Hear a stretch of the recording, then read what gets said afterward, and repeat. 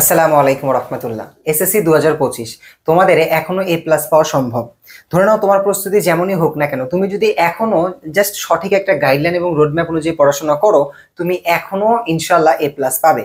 তো আজকে আমি তোমাকে সেই প্ল্যানটাই শেয়ার করবো, সেই গাইডলাইনটা দেওয়ার চেষ্টা করবো, যাতে করে তুমি তোমার এ প্লাসের জার্নিটা খুব সহজেই সম্পূর্ণ করতে পারো। এখন সিদ্ধান্ত তোমার। তুমি যদি এ প্লাস পেতে চাও, মনোযোগ দিয়ে আজকের ক্লাসটা দেখতে থাকো। আর একটা বিষয় যে এ প্লাস পাওয়ার আগে নিজেদেরকে বিশ্বাস করতে হবে যে আমি পারি। এজন্য কমেন্ট বক্সে লিখে দিবা যে ইনশাল্লাহ আমি পারবো, এ প্লাস পাবো। ঠিক আছে, কারণ নিজের কাছে কমিটেড হয়ে যাও। তো প্রথমেই দেখো, আমি এই যে কিভাবে তোমাকে এখন পড়াশোনাটা করা উচিত, আমি 4টা স্টেপে তোমাকে বোঝাবো। নাম্বার 1 যে কাজটা করবা সেটা হলো, তোমার এই যে এতদিনে তুমি পড়াশোনা করছো, তোমার কিন্তু অবশ্যই কিছু টপিক পড়া হয়েছে, কিছু টপিক পড়া হয় নাই। তোমার কিন্তু কোথায় গ্যাপ আছে এটা তুমি খুঁজে বের করতে কিন্তু পারতিছো না। কিন্তু এই মুহূর্তে তোমার কাছে একটা গুড অপরচুনিটি আছে। সেটা কি, যে তুমি এই মুহূর্তে যদি তোমার টেস্ট এক্সাম হয় বা তুমি কোনো একটা কোচিং এর যদি মডেল টেস্ট এক্সাম দিয়ে থাকো, দেখো যে তুমি পরীক্ষা দেওয়ার সময় কোন কোন জায়গাগুলোতে কম পাচ্ছ। তুমি ইংলিশের কোন টপিকটা কম বুঝতেছো, তুমি কেমিস্ট্রি কোন টপিকটা কম বুঝতেছো, তুমি বাংলার কোন জিনিসটা কম বুঝতেছো। এই যে যে যে বিষয়গুলো তোমার গ্যাপ আছে, সেই গ্যাপগুলো তুমি প্রথমেই ফিগার আউট করে ফেলো। ওকে, এই গ্যাপগুলো ফিগার আউট করে ফেলার পর তুমি সেগুলো প্ল্যান অনুযায়ী শেষ করে নাও ভাইয়া। তার কারণ গ্যাপ থাকলে কিন্তু তোমার এ প্লাসে আসবে না। নাম্বার 1 কাজ কি, তোমার টেস্ট পরীক্ষার মাধ্যমে হোক বা এনি কাইন্ড অফ এক্সাম, সেটা কোচিং হোক বা যে কোনো জায়গায় হোক, এক্সামের দেওয়ার মাধ্যমে নিজের দুর্বলতা, নিজের গ্যাপগুলোকে খুঁজে বের করা। ওকে, নাম্বার 1 ক্লিয়ার। নাম্বার 2 তে আমরা কিভাবে কাজ করব, দেখো আমি গ্যাপ খুঁজে বের করছি। তারপরে কি, এই মুহূর্তে আমাদের যে ভুলটা সব থেকে হয়, এই ভুলটা কখনোই করা যাবে না যে আমরা অলওয়েজ শুধু বই পড়তে থাকি, যে একটা চ্যাপ্টার পড়তে যাচ্ছি, আগে বই রিডিং করা শুরু করে দিচ্ছি। ভাই, এই মুহূর্তে এসে তোমাকে বই অত রিডিং করা যাবে না। বইয়ের যে হাইলাইট অংশগুলো, যতদিন তুমি যে দাগাইছো বইটা, ওইটা তুমি সর্বোচ্চ পড়তে পারো। এই মুহূর্তে সব থেকে বেশি গুরুত্ব দিতে হবে তোমার যে বিগত সালের বোর্ড কোশ্চেন গুলো আছে না, বোর্ড কোশ্চেন, এই বোর্ড প্রশ্নগুলোর সমাধানের দিকে তোমার গুরুত্ব দিতে হবে।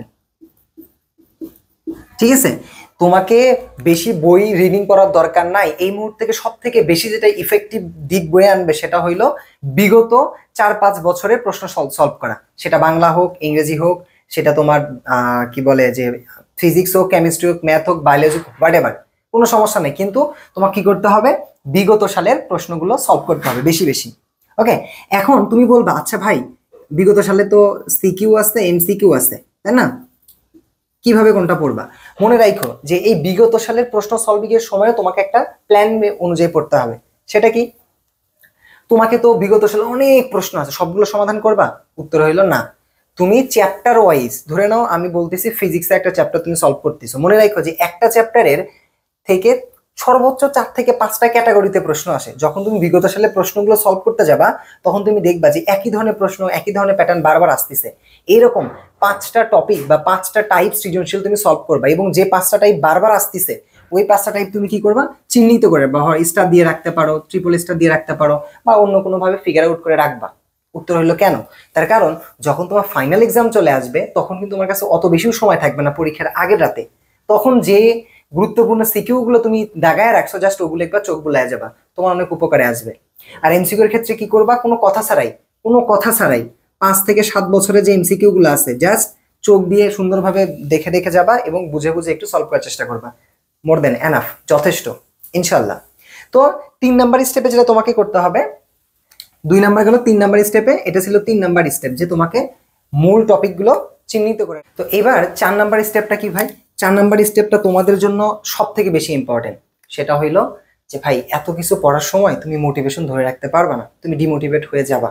তো এই যে এই পড়াশোনার এত চাপের ভিতর মোটিভেশনকে ধরে রাখবো কিভাবে, এখানে ছোট্ট একটা ট্রিক তোমাকে শেয়ার করি। সেটা হলো কিভাবে, দেখো তোমাদের প্রত্যেকজনের একটা স্বপ্ন আছে না? কেউ ভালো একটা কলেজে চান্স পেতে চাচ্ছ, কেউ এ প্লাস পেতে চাচ্ছ, গোল্ডেন পেতে চাচ্ছ, বা আমার স্বপ্ন পূরণ করতে চাচ্ছ। তোমার যে স্বপ্নগুলো আছে না ভাই, এই স্বপ্নগুলো নিজের ভিতরে এমন ভাবেই ধারণ করো যেন সেই স্বপ্ন তোমাকে তোমার মোটিভেশন ধরে রাখতে সাহায্য করে। এবং এই জায়গাতে তুমি একটা কাজ করতে পারো, যে কি, তোমার এই স্বপ্নগুলোকে সুন্দর করে খাতায় লিখে তুমি যে পড়ার টেবিল আছে সেখানে লাগিয়ে রাখো। যখনই তুমি ডিমোটিভেট হয়ে যাবা, তোমার এই স্বপ্নগুলোর কথা একবার পড়ে নিবা, একবার মনে করবা, এবং তখন যখন খুবই বেশি ডিপ্রেস হয়ে যাবা বা ডিমোটিভেট হয়ে যাবা, তখন জাস্ট চিন্তা করবা, তুমি যদি আসলেই চোখ বন্ধ করবা এবং বলো, তুমি যদি আসলেই A+ পাও, তুমি যদি আসলেই গোল্ডেন পাও, ওই সময় তোমার বাবা মা তোমাকে নিয়ে কতটা প্রাউড ফিল করবে, তোমার আশেপাশের মানুষ তোমাকে কতটা অ্যাপ্রিসিয়েট করবে, তোমার টিচাররা তোমাকে কত আদর করবে। একবার চিন্তা করো, দেখবা ডিমোটিভেশনের কোনো চিন্তাই আসবে না, একদম ফুললি স্পিডে তুমি কাজ চালাইতে পারবা। এবং এক লাস্ট, যেটা সব থেকে বেশি গুরুত্বপূর্ণ, এই সময় সব থেকে বেশি যেটা প্রয়োজন সেটা হলো একটা রাইট মেন্টর।